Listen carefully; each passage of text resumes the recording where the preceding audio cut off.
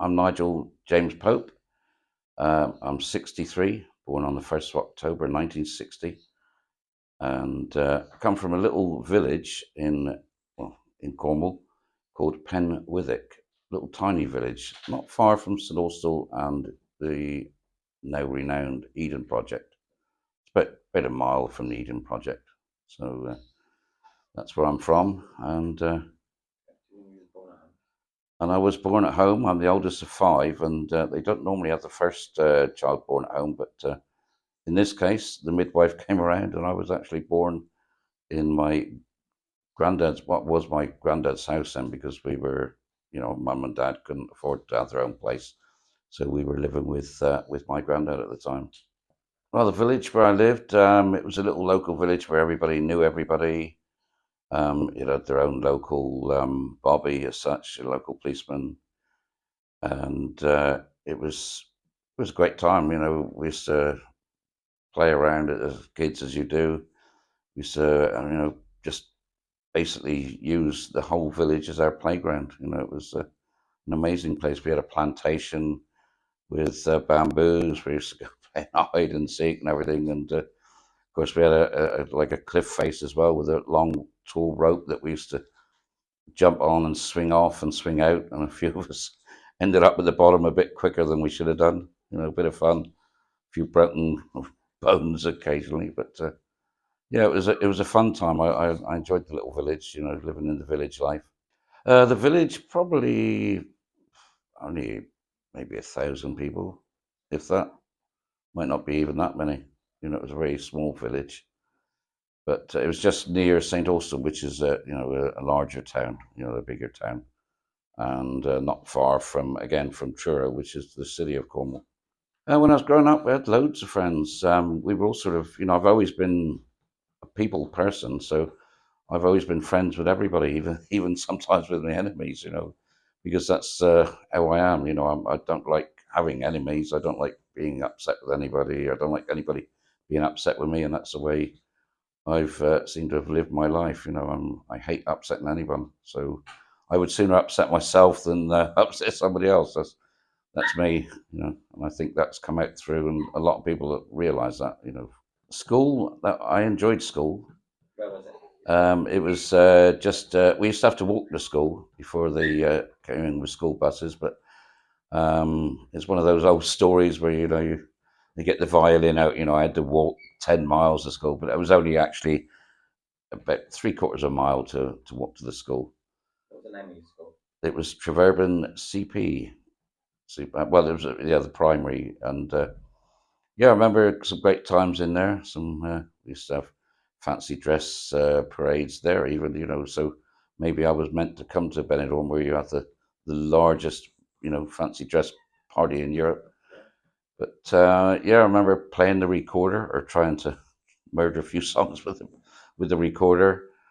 I remember the headmaster, Mr. Bonetto, Freddie Bonetto, and I used to always, I was always I like to make people laugh. I was always like the comedian in class, and quite often I'd end up having to stand in the corner, and when I was told off. But that's me. I tried a joke, so trying to make people laugh, and it seems that I started that from a very young age, because the school reports, I've still got some, and on the school report it says Nigel could always do better if he wasn't trying to be the comedian of the class, so. Yep, well, we had to move then into St Austell, which from a little small, there was half a dozen classes, I think, in the school, little school, to a school which had over 1,000 people in it. But of course, it was an opportunity for me to make new friends and different friends. We all got sort of separated up into different classes, different levels. Um, but we all ended up together at some point or another, and yeah, I made some really good friends there as well. I'm still friends with today. In fact, one came over just a couple of weeks ago. I haven't seen him since I left school, and it was great to meet up with him again. And he's looking to come out and see us again. What, from someone that you knew from secondary school? Yes, yeah. Others I'm still friends with. Where they were back in the summer, and we actually ended up going on our very first holiday abroad, which is where I decided I wanted to live in a country with lots of sunshine. They come to Spain. Yes, that's right. Well, it was Mallorca, our very first holiday. That was with five other lads from work, and oh, we had a fantastic time, as you can imagine. Five guys, all good-looking guys as well. Out out till early hours, coming home when the sun was coming up. And Good old days. the good old days, yeah. But it was that at that point that I decided I wanted to live in a hot country. In school, the fishing really. I took up fishing. Fishing. Yeah, we used to go off fishing quite a lot in the local ponds because I lived in the China Clay area, and there's lots of old China Clay pits that were just left desolate, and there happened to be some fish in them as well. And yeah, we used to spend most of our time fishing, really, our spare time. No No. sports or nothing? Um, I started to get into football, but I broke my ankle quite early on a accident on a roundabout that had some of the wood, taken out. And I was pushing my foot down, pushing the roundabout around where the bits of wood were, and the roundabout, I left my foot there a bit too long, and it came over and it cut my Achilles tendon.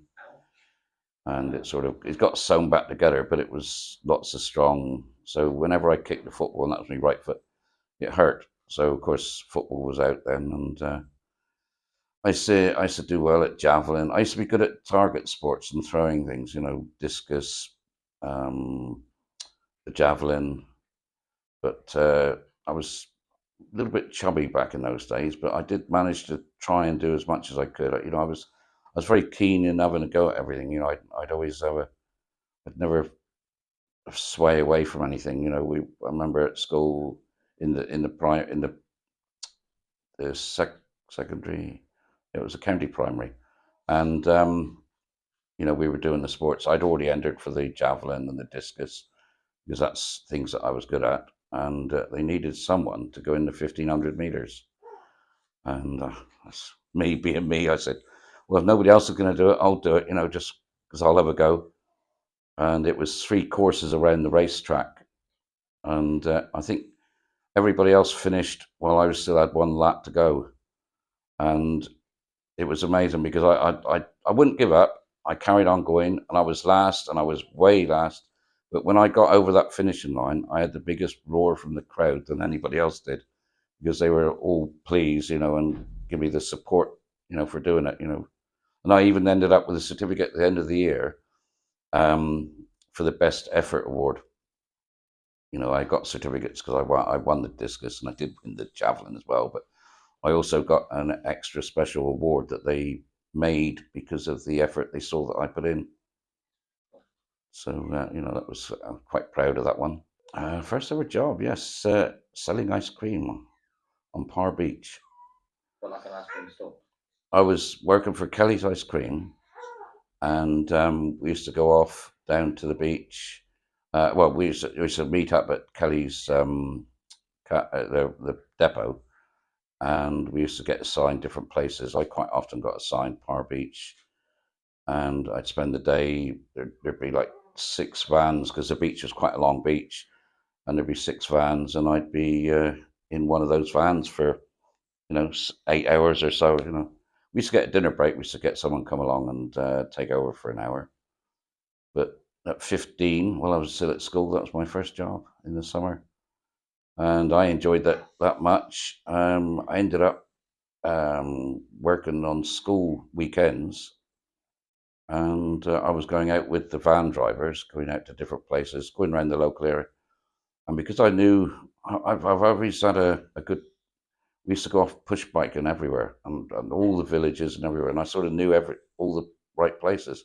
And of course, going around with the van driver, when it got near where someone I knew, places I knew, I used to get them to go to places where I knew we would sell ice cream, and we became quite good. A lot of places would stay away from certain areas because a certain group of people would live there, but we found that if you went there, they seemed to have more money than most others, and instead of buying an odd ice cream each, they would buy the tubs, so we'd sell the tubs as well, you know. Spend your money. But yeah, so you know, that was my first job, and I did that for a couple of years, and because I always like to have things, and my dad always said, you know, if you want something, you've got to pay for it. So, and you've got to earn the money. So that was what I did. And I enjoyed doing that. I had a group of good friends that were doing it as well. And like I said, I'm the type of person who gets on well with everyone. So I ended up, you know, staying there for a couple of years before I left school. And well, at that time, there was not a lot of work around, unfortunately. Um, couldn't drive at that point. So there was no point in me trying to work full time in the, you know, selling ice cream because, you know, they didn't want anybody just to be full time just doing that. So I ended up going on what they called a government training scheme with a builder for 6 months. And it was a government training scheme that they brought out to, you know, make sure that you got paid. You know, the builder didn't actually pay me as such, but, you know, I got paid by the government. And it was a training scheme to train me up in the building industry, basically. So, what, like brickwork and stuff like Yeah, well, I was his helper really. You know, I learned how to, you know, to actual do a lot of masonry and everything. You know, because in those 6 months we did cover a lot. We did a plastering as well, and a little bit of electrical work at the same time. So it was quite an interesting start, which actually came in very handy for when, you know, I moved to my later time in France because well, and when I started buying houses, you know, and I moved a few times, so always some repair works and always something to do in the different houses that we lived in. So it came in handy for then. So well, I'd actually got after 3 years of trying, I got into working for the China Clay Company, which is who my dad worked for, and they were the best salary payers, you know, going. So I ended up 5 years in a machine shop. I was actually working on a 8 foot radial drill, you know, drilling and tapping, all sorts of things. Semi-skilled in that one, and I eventually moved out to the pits, washing the clay, and I was out, yeah, on monitor hoses, wash it with 6-inch monitors, you know, washing the clay out of the rocks because kaolin, China clay, is actually decomposed granite, and there's lots of granite in Cornwall, as you know. But it's decomposed granite. That's where the clay is, and of course the sand is what makes up the mix with the clay. that. Did you enjoy doing that? Yeah, I Is it a did. messy job? You used to get dirty? Yeah, oh, quite often. Yeah, we had work clothes, you know, so it didn't matter. But it was a great, you know, you were working with 6, 7 other guys, and they were all a good laugh. Again, you know, I was lucky to have a group to be working with, and it it was all sorts of shifts. We were working, you know, in the afternoons. We were working at night. It was a 24-hour shift pattern of 8 hours a day, and yeah, it was. I thoroughly enjoyed that again. You know, it was good money as well. So at 18, I was you know, because of that good job, I went from one job from the machine shop to the pits, and that was shift work, and it was such a big pay rise. I thought I've got to do something with this money, or else I'll waste it. So I got a mortgage, bought my first house at 18. So at the young age of 18, after changing my job and earning all this extra money, I thought I've got to do something with it. So I took a mortgage out, bought my first house, cost me £17,500. 3 bedroom, it was in a terrace, a four, and it was one of the middle ones. Had a nice garden at the back. We could reach it via the road round the back. There was an old railway line at the end, so there was, you know, we were sort of using that as the roadway to get to a little area for parking. We could also park on the main road. It was so quiet, and that was a village of Stenelese where I lived, in another quiet village. It was where we didn't even bother to lock our doors. In fact, I had a friend call round one day. My neighbour said, "Oh, your friend called round, said was looking for you. Your front door was open, went in, couldn't find you."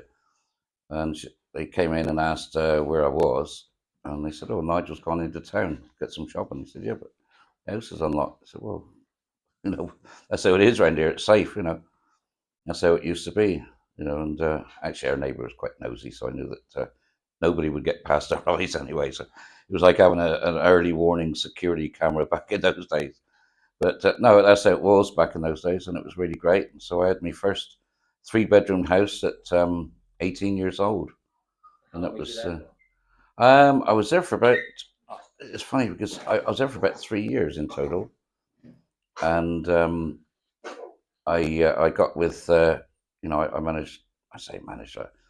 I after my second trip abroad, I came back flashing my suntan at the local the Cornwall Coliseum. They had a new discotheque opening up, and it was called Beelzebub, the Devil of a Disco. I remember that the first opening night, and I just got back from Mallorca, 2 weeks with a lovely tan, long blonde hair back then, and of course met this young lady who was actually a bit older than me for the first time. Had a few dances, and like I said, I ended up. She lived in a little village a bit further away in Sablazy. I met her, and we got together. Um, and after about 18 months to 2 years of being together, we decided to get married, and we sold both our houses and put one between us, and that was our first. Like I said, using all my skills that I'd learnt from the building. I was doing up the houses. We always bought somewhere that needed a bit of work because they were always cheaper. Uh, that was the road onwards then. I was with my first wife for 32 and a half years in total. During that time, we moved 14 times, I think. Each time upgrading to a bigger and better place, and each time using the spare money to change the car, change the caravan because we got into caravan and we used to go to France every year because Cornwall gets so busy in the summer that you can't move. So it was easier for me to save all my holidays and just go to Europe for 3 months. 3 weeks, 3 months. I'd like to go on for 3 months, but yeah. So I used to save up all my holidays and have 3 weeks off, and we'd pass everybody coming into Cornwall. The queues on the M5 and everything it was crazy. And we'd go to France, Germany, Belgium, Luxembourg, Italy. I've seen a lot of Europe, and I've seen it, close at hand. It's been that was amazing time. And it was this, again, it was the start of me. We sort of thought, well, every time we went to France, we thought, we loved it here. The weather was so much better. And I thought, well, yeah, France is a good alternative because my wife at the time, she wasn't keen on the heat of this down in Spain. So, because I always fancied being in Spain, obviously, but so we ended up looking around one year. We sold our big house and downsized to a little small place. And instead of paying the mortgage off, we decided to use that money to buy a holiday home in France. So we looked around. We started off in the south of France, and we found a nice little flat, for the money that we could afford, right down on the coast on the Mediterranean. But it didn't have anywhere for a barbecue. We love our barbecues. So we moved a bit further back inland in France, near the Tarn Gorge. We had a look around there. We found a place that was just a little bit out of our range, but it almost suited. And we sort of thought about it, and we thought, no, we don't want to overstretch. So we ended up coming a bit further back up in France to Limoges, just before Limoges. And for some reason, we went off to the right of underneath sort of Limoges, and we were there. We found a nice little campsite, a 5 van campsite, which was British run actually. Somebody from England, and it was in where there was lakes and trees, and we were there, and we said to the owner, we said, oh, it's a little bit misty and wet and dreary here. We thought that France had lots more sunshine in this part. And she said, well, yeah, we're in a damp area. This is a damp area. She said, you go 20 miles the other side of the Moge, and it's a completely different area. So we said to my wife, I said, right, let's go. So we ended up going to St. Junien, which is just a little bit further along. Stayed in a campsite there, had a look around, and this was all within our 3 week stay. We were getting near to the end, and we thought we're going to have to come back again next year and have a look because we're not going to get time to come back. So we ended up anyway. You always say it's the last place, and it really was the last place that we were going to look at. There was nowhere else, no other. We always used to go around. We had the paperwork, find the place, no, throw it out. And this last one was a tiny little 1 bedroom bungalow with a cellar underneath and a massive great big garden. And we saw it, and it was the right price. It was just on the edge of the village, right on near where the mayor lived, actually in the same road. So, and we thought, wow, it was such a steal. It was £28,500, you know, and we thought we couldn't let it go. So we decided there it was there. You made an offer, and you had 7 days to change your mind if you wanted. But of course, after the 7 days, we said, yeah, we're definitely going to go for it. That took a process. We said in August. It was the 28th or 29th of August. It was when we decided that we made the deal, and we actually got confirmation on the 6th of December that we could go out and sign for it. And unfortunately, I had a motorbike accident, which I ended up breaking some ribs on my back as well on the way to Padstow. Come off on a bend and wrote my bike off, and nearly wrote me off. But and it was the same. It was funny that it was the same day that the email arrived, to say we could go to France and pay for this. Well, I thought, well, I don't know. I was off work, obviously, and I couldn't wait any longer. We ended up driving down to France on the 26th of January. Just a little while longer, a little while after, and I actually drove. I was still luckily the fracture, in my back. It was what they call a stable fracture. They couldn't bandage me up. They couldn't do anything. So all I did was have have really strong painkillers. That was the only thing that I did. I wasn't allowed to lift, push, pull, or anything for 6 weeks. So after 4 weeks, I thought, well, I need to get back to France to pay for this. So and sort it out. So I said to work, I said, look, I'm ready to come back.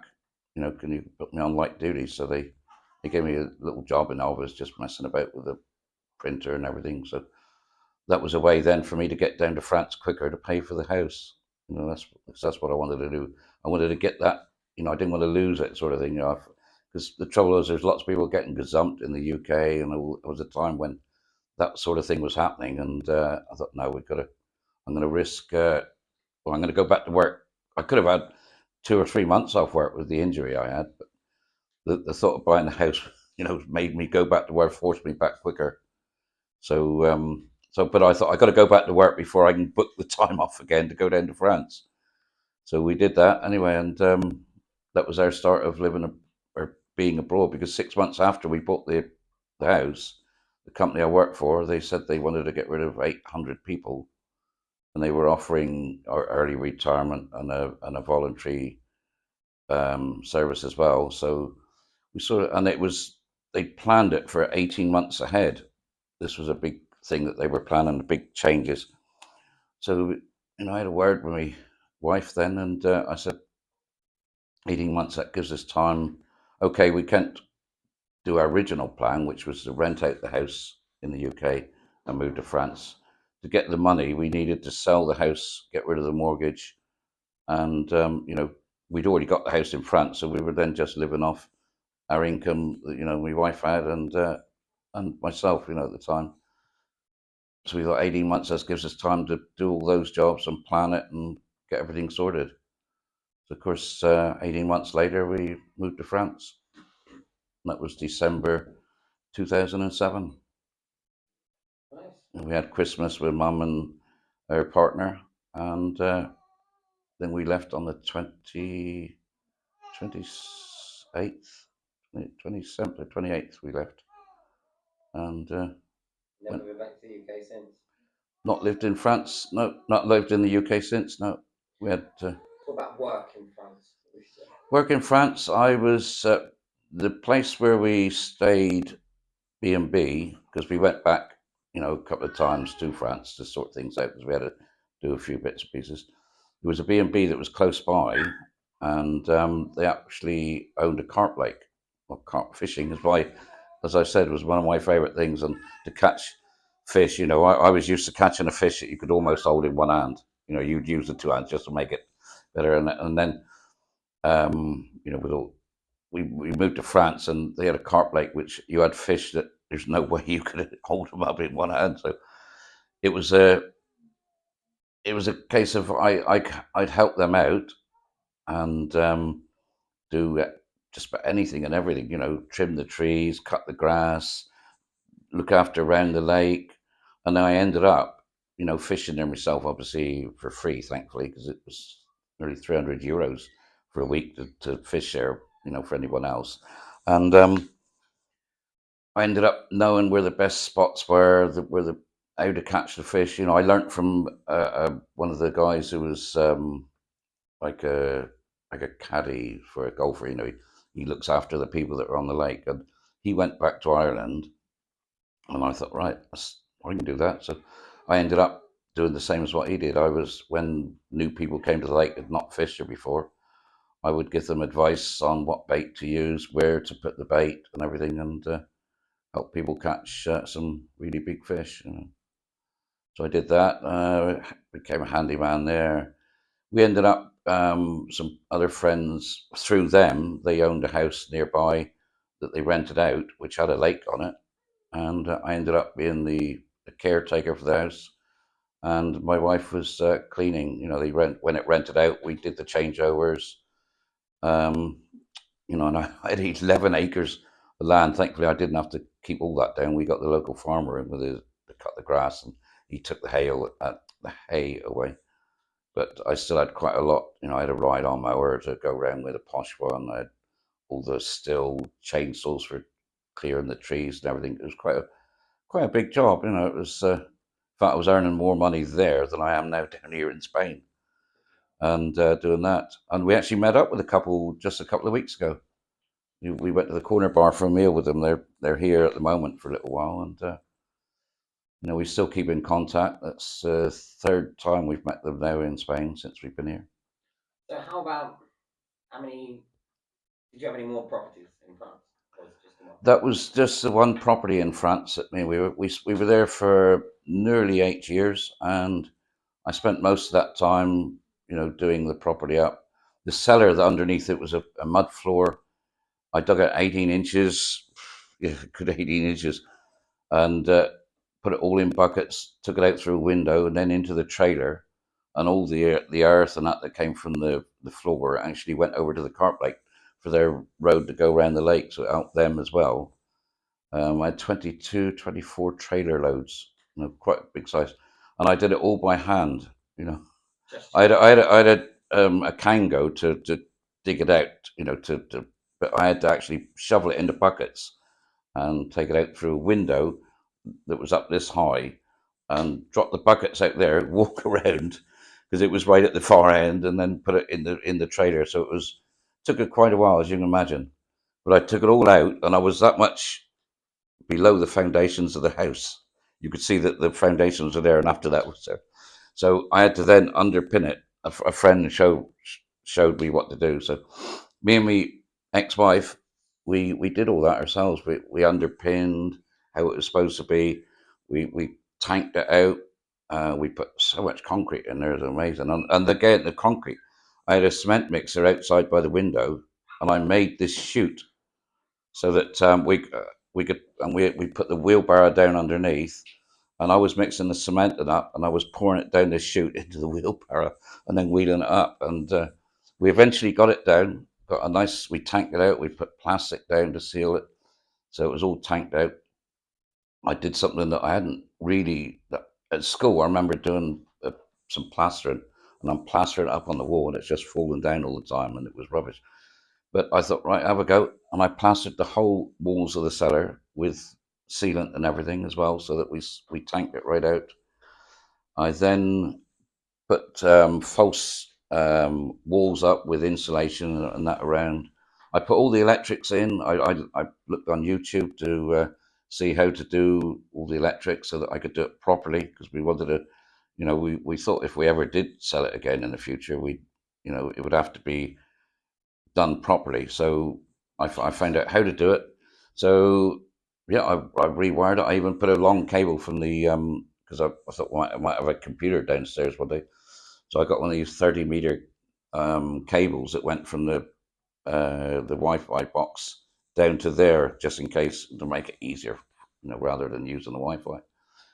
Because I used to make a few computers. I've built a few computers in my time as well. So because I remember buying my first computer from PC World, and it just didn't seem to do what I wanted to do. So someone said about upgrading, so it couldn't be upgraded. So I sold that, and I bought a case, and I bought a motherboard, and I bought all the bits that I needed and wanted. And someone else said, "Oh, you can do that for me." So I did that for someone else. I did it for someone else, and I got another mate who came and showed him what to do. And so I got into the way of doing that. And the cellar then became my like workshop for in France, and I was doing a bit of that, on the side as well, helping people out repairing computers. And so So from Spain, from France, did you go from France to Spain, or I somewhere went, else? yes, after 8 years, well, after 7 years and a bit, my then wife, she decided that for some reason she decided she wanted to be on her own, and made it so. And I said, "So you want me to leave?" And she said, "I don't know." Well, I was like that for nearly 6 to 8 months. I was hanging on. I was then living downstairs. I'd made the downstairs and the cellar into a proper nice bedroom, come diner and everything. And I had a TV and all set up there. So we were basically living together. She was living upstairs. I was living downstairs. We're still living together as such. We were going out for meals with friends still. She was doing all my washing. I was, but we just didn't sleep in the same room, if you know what I mean. So anyway, I was still hoping that she would change her mind, because she was so indecisive. And it got to near end of the year, and I thought, you know, I looked like Grizzly Adams. I grew a beard, I grew my hair, I'd put on weight. I was suffering basically, because I had this indecisive decision from her. So eventually, I thought, right, we had the motorhome, because we used to come down to Spain for the winter, which I forgot to add. We used to come down to Spain in the winter because of the work we were doing. It was like seasonal, so we used to work hard during the summer, and then at Christmas or after Christmas, we'd come down to Spain, just wild camping. It was cheaper for us to wild camp in Spain and enjoy the lovely weather than it was to stay back in France. So we'd been doing that 4 years in a row. So I thought, right, I'm off down to Spain for the winter. I said, and I'll see how it goes from there. You make up your mind or whatever.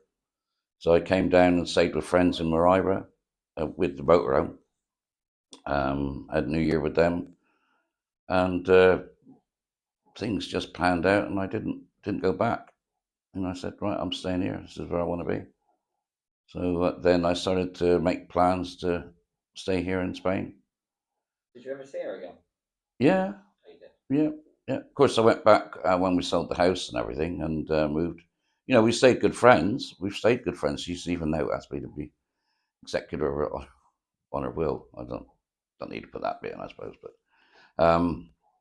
yeah. So we're still good friends. The first year after I came down here, she actually came down and spent 2 weeks here on holiday, or 3 weeks. And she came on one of my bus trips, because I was working for the blanket factory then, doing the guided tours on the bus trips. And she came on one of them. Yeah, we've always been in contact. We've never really fallen out. We've just grew apart, and that's the way it's been. So So Benidorm.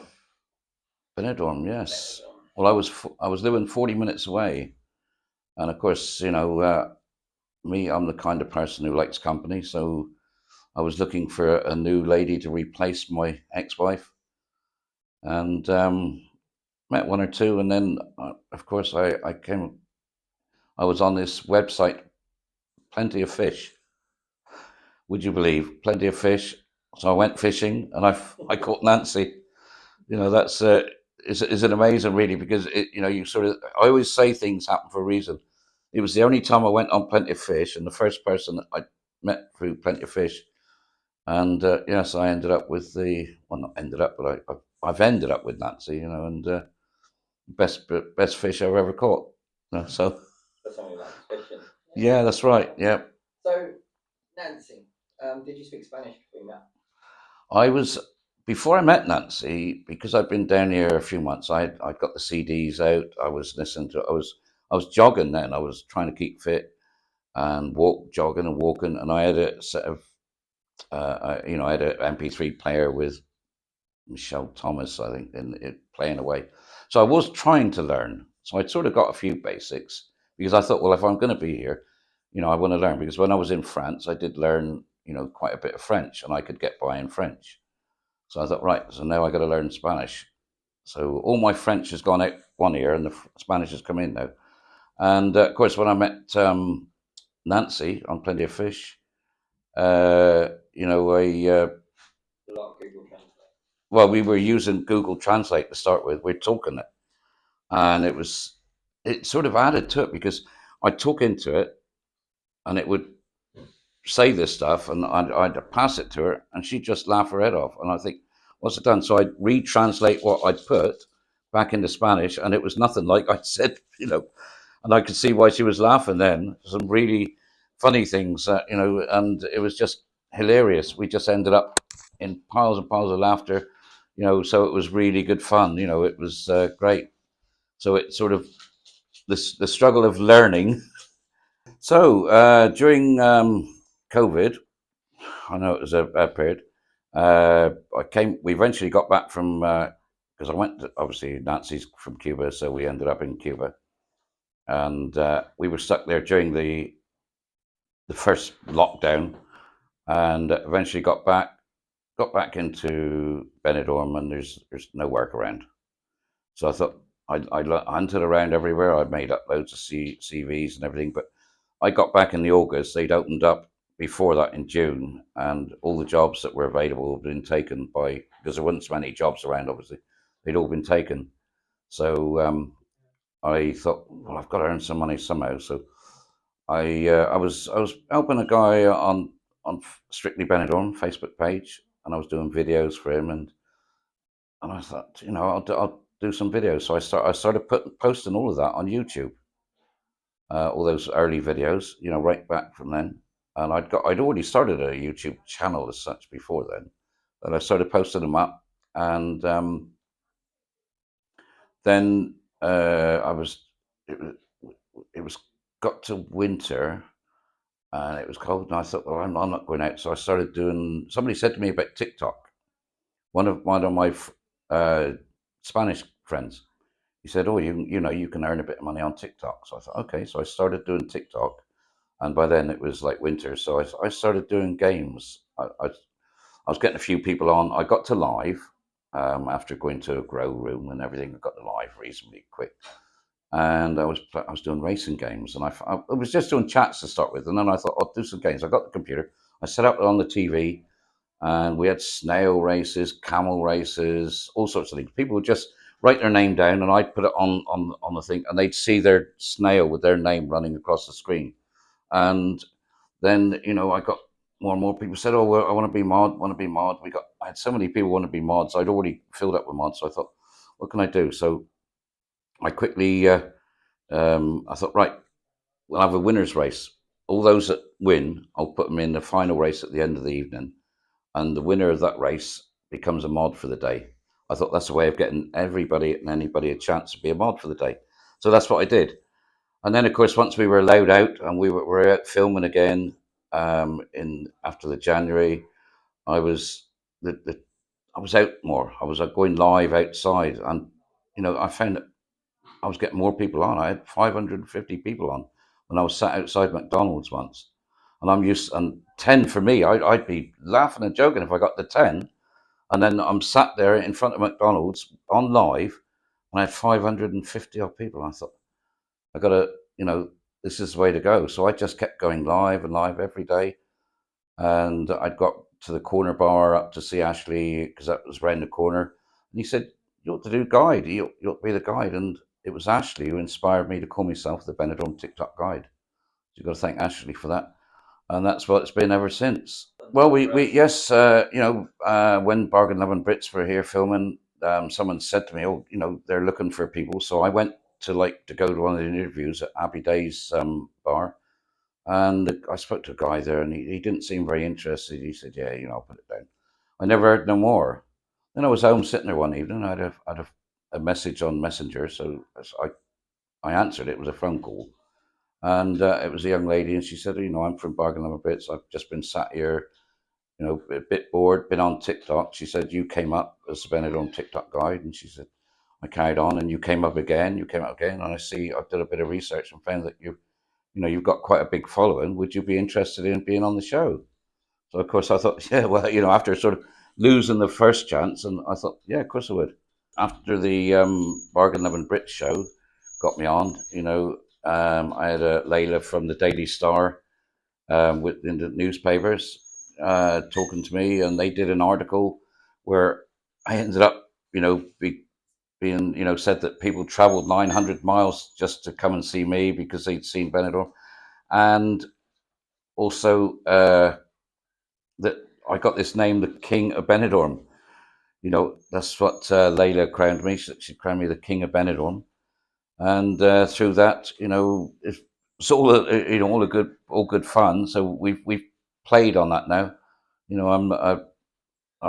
If you actually Google King of Benidorm, I'm right at the top. I've made it through this. I just wish that all the rest of the fame would come with it. But because of that, I've become the King of Benidorm. And as I've been going around, there's a few other people have been doing this similar thing to me, showing Benidorm, and I've become great friends with Louis Greer, the Benidorm fanatic, and we've become such good friends.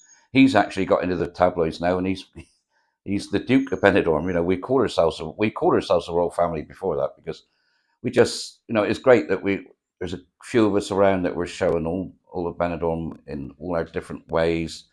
We've all got different angles to it. None of us are against each other. We're all good friends. We've got some others as well. But it's just a really great, friendly, team that we got. It's like a team we've put together because nearly all the people that are on my lives watching are on Louis and the others. So everybody's got a good chance to see as much of Benidorm as they want or as little. They've got a choice, and that's how it's become. We're gradually growing a royal family, basically a Spanish royal family. So where you are now in Benidorm, is that where is this you? Do you think you live? Where I am now in Benidorm, but yeah, I can see me living out the rest of my days here. I don't have any plans of going anywhere else, other than Cuba. If with Nancy, because obviously Nancy coming from Cuba, we've still got the apartment, or Nancy's still got her apartment there, and it's quite near the sea. The weather is better. It might be a retirement plan in the future, but Cuba's it would have to improve over there. It's a lovely place to go, but the way of life would have to slightly improve a bit before I could, commit to being there full time. But it's a possible sort of 50-50 maybe when I retire.